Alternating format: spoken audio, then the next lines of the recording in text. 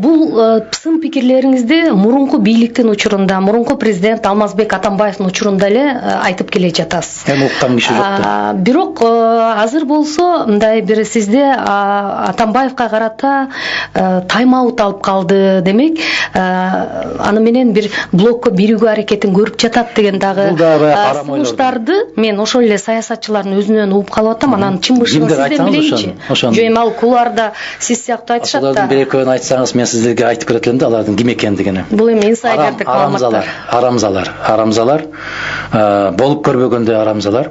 Мен Атамбаев менен билесизби, акыркы жолу качан жолуктук? Шайлоого чейин жолуккам, ошол бойдон көрө элекмин мен аны. Көрө да элекмин, үнүн уга да элекмин мен. Бул бир. Экинчиден, ошол арам ойлор өзлөрү күнтүн жана киши жиберип аткандар. Алардын чочулаган эмнеден чочулап атат? Эгер Модумаров Атамбаев тарапка өтүп кеткен болсо, абалың коркунучтуу болуп калат, соке. Биз сыяктууларды жаның албайсыңбы, күчтөнбөйсүңбү деген сыяктуу ишарат. Бул арам ойлордун пикири ошондой да. Мен дагы бир жолу айтам. Атамбаевдин сүйлөшмөк турсун мен үнүн уга элекмин. Канча болуп кетти? Парламенттик шайлоонун 15-жыл болсо, азыр 18-жыл. Мен 3 жылдан бери ал кишинин көзүн көрө элекмин.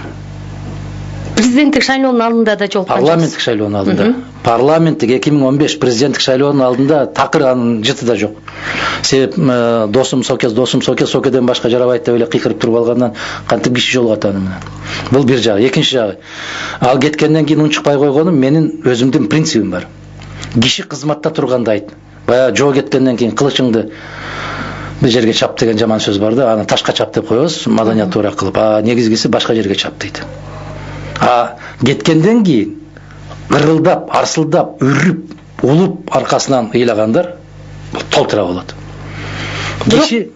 Киши кеткенден кийин мен принцибим тийбейм. Кызматта турабы? Колунда күчүндө турган мезгилде мен каттуу айтам. Каттуу сын пикир. Ошондуктан жана Акаевка дагы, Бакиевке дагы, Отунбаевка дагы, Атамбаевка дагы, Отунбаевага дагы мен эч нерсе деп айтпайм. Себеп кезинде менчелик айткан кишини таап бергилечи.